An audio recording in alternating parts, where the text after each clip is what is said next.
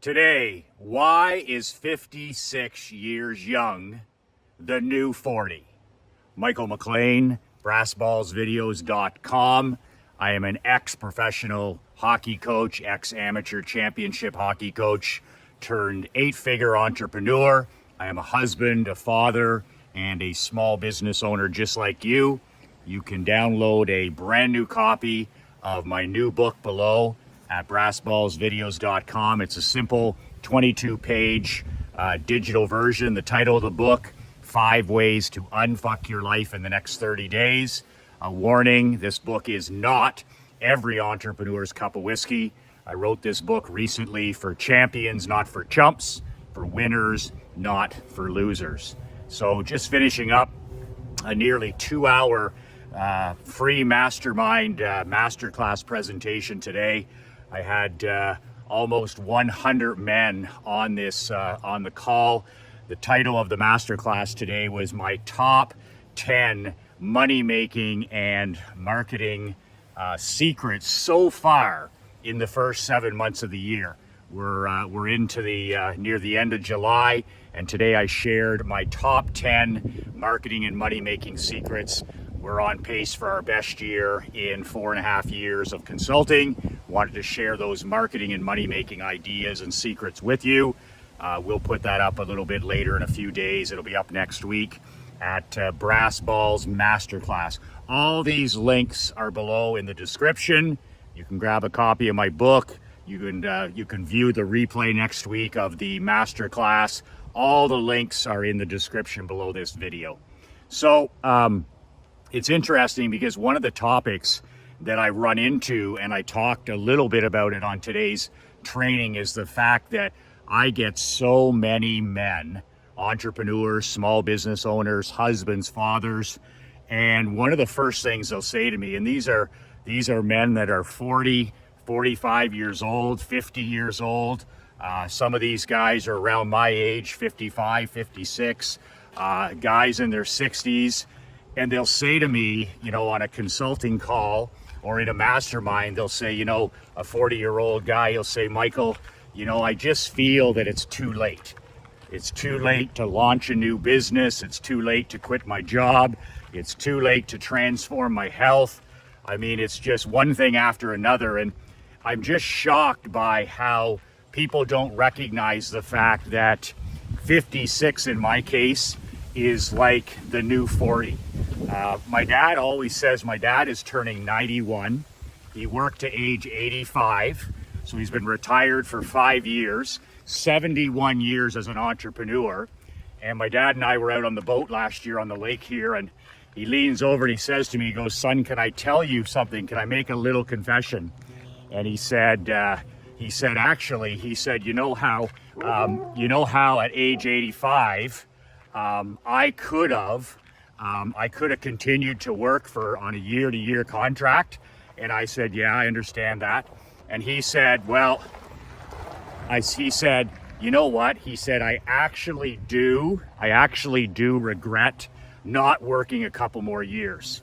So if my dad had to do it over again, and the guy doesn't have many regrets, he literally regretted hanging it up and retiring permanently from business at the age of 85. And he says, he said, it was kind of guilt driven. He says, I was in good health. They wanted me back. I was making 6 figures. I was working on my own terms, coming and going as I please. And he said, for some reason, I listened to the normies around me for the first time. And I said, I said to myself, I've been working now since I was 15 years old. I've been working for 71 years.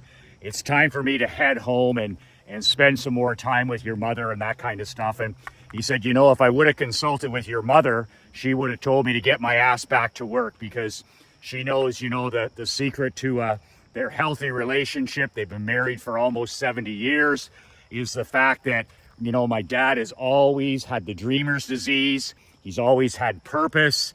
He's always been a man on a mission. And when a man has purpose and he's answering his calling, and he's serving other people, and he's working at things that are significant, building his legacy, why the hell would you ever want to retire from that? So he said to me last year on the boat, he says, you know, that's the only small regret. He says, I'm perfectly okay retiring at age 85. But he said, if I did it again, and he said, you remember this, if you're blessed enough to have a long life, he said, take retirement very seriously. He said, it's okay for people that, you know, work for other people, or bureaucrats, or people that work in the unions, or people that are, you know, they work for somebody else, or they live in a cubicle. He said, I can fully understand why those people want to retire. They hate their job, they hate their life, they hate the commute. They're actually building somebody else's dream. But he said, you as an entrepreneur, he said, you're completely different. You've got the dreamer's disease that never fades. And he says, as long as you're enjoying your work, as long as you're serving other people, as long as you're working on things that are significant, as long as you're building your legacy, he said, you should continue as long as possible. And that, when he told me that, it kind of reminded me of the fact that I've worked with thousands of small business owners and entrepreneurs over the last 20 years. And I can't remember one, and this is really interesting, I can't remember one high-level entrepreneur who has ever had a goal of permanent retirement. My father's a perfect example. When he went from the general store into the life insurance business, into the general insurance business, he would take these mini retirements. And when I say mini retirements, I'd say 2 months off in the summer. Literally, he would take June and July off, or July and August off, spend copious amounts of time with my mom and with us kids. And then on Labor Day weekend, he was ready for that next challenge, that next mission, that next career. But he didn't need to know, he didn't need to sit around or golf and lose his edge or anything like that. He mini retired at least 4 or 5 times in his whole life. He recharged his batteries and he came back stronger than ever. But he always said, to retire is to expire. To retire is to expire. You know, my dad was mentioning retirement the other day when we were out for a morning walk. We walk every day now that he's in the retirement facility up the road here. My daughter Emery and I take my mom and my dad for a walk every day, 20 minutes around the block. And he said, you know, he said, it doesn't mean that you got to keep working 50, 60, 70 hours a week. He says, that's not what I'm talking about. But he said, every man needs a massive purpose. Every man needs to be working on something significant. Every man needs to be building his legacy. Or what's the point? Nothing wrong with taking time off or shaving down your hours so that you can do more things that you want. You can travel, you can play golf, you can play tennis, you can lighten your hours. But he says a true entrepreneur really wants very little of that. You get very bored of that. He said, you know, after my mini retirements of 2 months, he said, man, he says, I could not wait to get on my next mission. I couldn't wait to get into the life insurance business. Then he couldn't wait to get into the general insurance business. He, you know, just a burning desire. And he said, I had your mom's full support. Like she wasn't used to having me hanging around. She married a man who had the dreamer's disease. She married a man who had big dreams. She married a man who loved his work. And she married a man where work was the win. And she knew that purpose was important, having a mission was important, and answering my calling. And he goes, you know, almost 70 years ago when we got married, she married a man with the dreamer's disease. So that's who she fell in love with, and that's the man that she wanted to continue to share her life with. If they wanted to take a vacation, they could take a vacation. If they wanted to help out a charity, they could help out a charity. If they wanted to take a 3-day weekend, they could take a 3-day weekend. And he built this life, and my mom built this life of personal sovereignty. But for my dad, the work has always been the win. He's never been, it's all about the money, or it's all about the results, or it's all about how many employees or how many, never. He's always been, the work has to be the win. If you enjoy your work, if it's important work, if there's significance, if you're helping other people, then it's building your legacy, then it can't get any better than that. The work is the reward. And that's one of the things I always picked up from my dad. You know, I remember Nick Saban saying about, I don't care if you're cleaning cars or if you're sweeping the street on your way up, make sure they put up a sign on the wall that said, here worked the greatest street sweeper in history.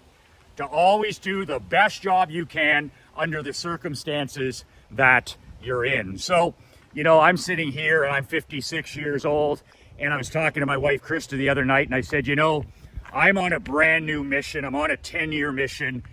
My personal career, I want to help 1 million businessmen like you. I want to help you build the world of your dreams. I want to help you live life and do business on your own terms. And it's going to take me at least 10 years to impact 1 million people. But I said to my wife the other day, I said, I'm getting up earlier than ever. I'm more excited. I'm more passionate. I'm more obsessed. I'm almost possessed with this mission. And it's the first thing I think about in the morning. It's the last thing I think about before I close my eyes. But here's the thing that a lot of people don't realize, is that some of this stuff, like the harder a person works, the more it impacts things like their marriage, the more it impacts their physical health. It's just, and that was the same thing as what happened with my father, is the more that he was in the office and the more he was working in the agency and different things like that, the more he was doing stuff like that, it was the better that he was the time that he did have at home. In other words, it was almost like it led to almost a more balanced life. And back in those days, it was interesting because with no cell phones and no anti-social media, you were where your feet were all the time. I mean, if my dad was working, he was working. If my dad was, at home with us or coaching us in hockey or coaching us in baseball, then that's what he was doing. You're automatically present. And I'll never forget, my mom had a rule when it came to my dad working, because he was transitioning out of the general store business where you're working 14 hours a day, 7 a.m. to 9 p.m. every day but Christmas. So she wanted to make sure when he entered the insurance business that it was going to be more of a lifestyle business for family. And my mom always has had a rule when it came to work. She always said to my dad, I don't care how early in the morning you start work. I don't care how early you get up and you go to work. I do not care, but I want you home every single night for dinner at 6 p.m. That's non-negotiable. Your work day is over at 5:30. You're home at 6. We're all at the kitchen table. And my dad, for as long as I can remember as a child and as a teenager, I can't remember us ever missing a family meal. I can't remember my dad ever bringing home, the old files and home, none of that. When my dad would drive in the driveway at 5:30, I remember the dogs we used to have, they could always wait at the window because he was so regimented in his time. He would leave the office at 5:15 and then he'd be home at 5:30. Never brought anything with him, just his lunch. My mom always packed his lunch. He refused to eat out, only special occasions, So he would come back with his lunch kit, and then boom, he was with us. He was present from 5:30 until 11 p.m. that night when he would go to bed. And that never ended. So it's interesting talking about retirement, but when I hear young guys say, I'm 50 years old, I feel like, it's father time is against me. I think it's too late. That stuff just drives me crazy. My dad at age 85 was making plans to work another 5 years. I'm age 56 now, and I've been working for the last 8 months to get in the best physical, mental, and emotional and spiritual shape of my life. It's hard, it's difficult, it's going to take a couple of years to get there, but my energy level is back. I feel at age 56 like I did when I was in good shape in my 40s coaching hockey. And my energy levels are back. I got a clear head. My emotions are in check. I mean, I haven't felt this good. I don't know if I've ever felt this good. To be candid, I don't know if I've ever felt this good. So I'm excited about my career. I'm excited about my family. I'm excited about my marriage. I'm excited about, writing. I'm excited every day to shoot these videos. I'm excited about serving people and helping people. And life is about different missions. When I was in the hockey business, it was a 7-year mission to win a Barclay Cup. I won a Barclay Cup. They said it couldn't be done. Done. Next, I sold the team. Then the barber shop, 6-year, almost 7-year mission. I was done with that. Done. Next, sold that company. Then I started Badass Brotherhood, this movement to help 1 million men. And I've been on a mission with Marc-Andre LeBlanc, my business partner, for almost 5 years. And this is going to be a minimum, God willing, 10-year mission. And then when I'm done this, I'll sit down and I'll say, okay, do I need a break? Do I need a few weeks? Do I need a couple months? And, if I do, great. And if I don't, what's next? What's next? I want to maximize every day that I'm given. I don't want to take a knee. I don't want to phone it in. I don't want to mail it in. I just want to always have purpose. I always want to be answering my calling. I always want to be, I believe it is my moral obligation. I believe it's the most patriotic thing that I can do. I believe that it's the most noble thing that I can do, is to serve other people, to help them in any tiny way. And for me as a man, to be a leader, to be a husband, to be a father, to be a coach to other people, that's my calling. But for me to ignore that and just say, I'm going to retire, I don't need any money, I'm in a safe harbor position, I don't need these headaches, I don't need to shoot videos, I don't need to write newsletters, I don't have to run masterminds, I don't have to do any of it. I'd be bored out of my skull in 2 days. So every day that I talk with my Creator, I always say, I get to walk, I get to read, I get to copyright, I get to shoot videos, I get to be a father, I get to be a husband, I get to serve other men. And that just keeps my head straight. And then I'm like, age is a number, right? Like when you get to this age, my dad always said 55 is the start of your prime years. And when I was in my 20s, I'm like, this guy's crazy. I'm never going to be as physically strong in my 50s as I was in my 20s. And now that I'm in my 50s, I'm like, he's absolutely right. Like I've got all this wisdom. I'm like you, I've got all this wisdom. I've got all this knowledge. I've got all these losses, all of these wins. I've got all this to share that I didn't have in my 20s, my 30s, even my 40s.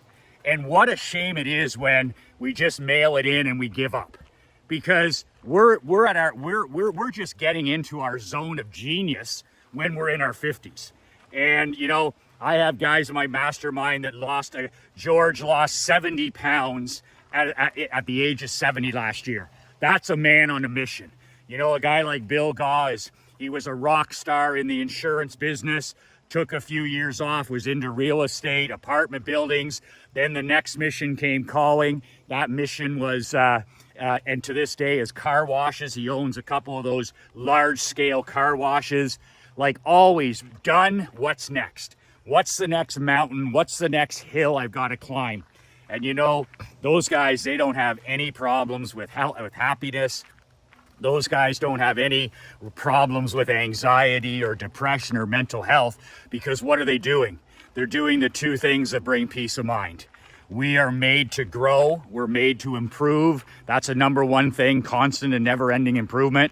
Secondly, when you do well, when you grow and you excel and you become the best version of yourself, that puts you in a position for number two, which is then to serve other people. Contribution. If you're constantly growing as a man and you're serving other people, I'm going to tell you, more often than not, you're going to be an incredibly happy person. You're going to have purpose, you're going to have clarity, and you're going to have peace of mind. And to just, when you're in the prime of your life at 55 and 60, even 65 and 70, and you have all this incredible old man knowledge, all this wisdom, all this know-how, and you don't share it with your children, your grandchildren, other people, to me, it's just such an epic waste. To retire is to expire. So I just say, I've just found getting in the best shape, getting in the best physical, mental, emotional, and spiritual shape has changed my mindset. I'm now looking at it, okay, my mission now is another 5 years, and then I go from there. But oh boy, there's nothing that beats purpose. There's nothing that beats that feeling of, okay, I'm answering my calling. This is what I've been put on this earth to do. And, you know, when you're searching for your mission, those are the kinds of questions you ask yourself. You know, there's different missions in your life. And when I'm done a mission, I just sit down and I have a piece of paper and a journal and I sit on the end of the dock and I'm just like, okay, what gives me goosebumps? What makes me excited? What can I not talk about? What is something that I cannot not do? What do I have an obsession and a passion for? What's my next mission? And then gradually over time, it just comes to you. You're just all of a sudden, it's like, okay, this is my next calling. This is how I'm going to live a life of service and significance. And this is how I'm going to build my legacy over the next 5 years or the next 10 years or the next 20 years. So I hope that smartens you up. I hope that gives you a mental kick in the pants if you're 50, if you're 60, if you're 70, if you're 80. Are you kidding me? You got 20 years, you got 30 years, you got 40 years, God willing, in front of you. And I just hate to see men say, you know, it's too late, or I can't do this, or I can't do that. Starve that language out of your mind, and start saying, you know, how can I do this? How can I start a second business? How can I serve more people? How can I live a life of more significance? How can I build my legacy? And then your subconscious will automatically start to answer those questions. There's nothing more magnetic than a man on a mission. There's nothing more attractive. There's nothing more, that makes you magnetic to wealth, to money, than a man on a mission. Keep that in mind. 56 in my case is the next 40. I always say, 75 is the old 55, and just get yourself in fantastic shape. Eat clean, hang around people that are young in spirit, people that give you energy. Get rid of the vampires in your life, the time vampires, the energy vampires, and get yourself around people and things that really light you up, that put a fire in your belly, that light a fire under your ass. You'll be happier, the people in your world will be happier, and you'll serve more people, you'll live more of a significant life, and the world will be blessed for you being more focused on your next mission. Remember, you can download my book below. You can also watch a replay of the master class that I just completed. It'll be up next week. Give Marc-Andre a few days. And in the meantime, I'd love to hear your story, your comments below. It takes me about 3 hours with Mark's help to put these videos all together. I just want 30 seconds of your time for a comment, a like, or most importantly, share these videos with any other brother or sister that needs a mental positive kick in the pants each and every day. That's my calling. This is my mission. This is my purpose. And I appreciate you helping me spread the word. 2 words that changed my life, 2 words that'll change yours. Be relentless.